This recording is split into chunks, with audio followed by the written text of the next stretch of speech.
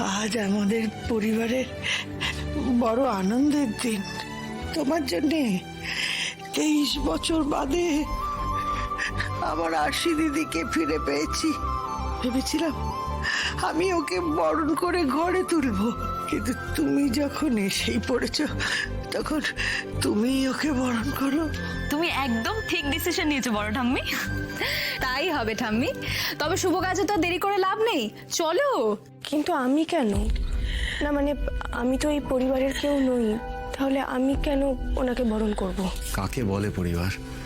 যেখানে সবাই একসঙ্গে বেঁধে বেঁধে থাকে, কোনো স্বার্থ ছাড়াই একে অপরের বিপদে আপদে পাশে থাকে,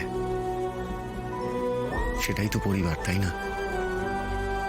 আজ তুমি নিজের প্রাণের বাজি রেখে আশিকে বাঁচিয়েছ, এর থেকে বড় কিছু হয় না মহাগৌরী।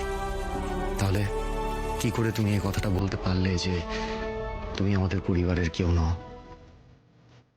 আর সত্যি বলতে কি, তোমাকে তো আগেও বলেছি, আমাদের যদি সন্তান থাকতো তাহলে হয়তো আজ সেটাই করতো যেটা তুমি আরশির জন্য করেছ।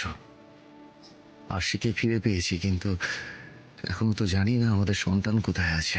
সাক্ষ্য, একটু ধৈর্য ধরো, আমরা নিশ্চয়ই তাকে খুঁজে পাবো। আর মহাগৌরী, তুমি শুধু আরশিরই প্রাণ রক্ষা করোনি, যে বাড়ি থেকে যাতে আমি আর সাক্ষ্য সেফলি বেরোতে পারি সেটারও ব্যবস্থা করেছো।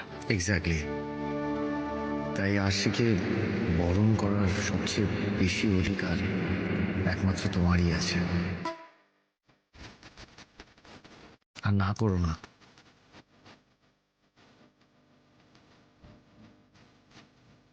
প্লিজ মহাগৌরী। ঠিক আছে, আপনারা যখন এত করে বলছেন তখন আমি রাজি।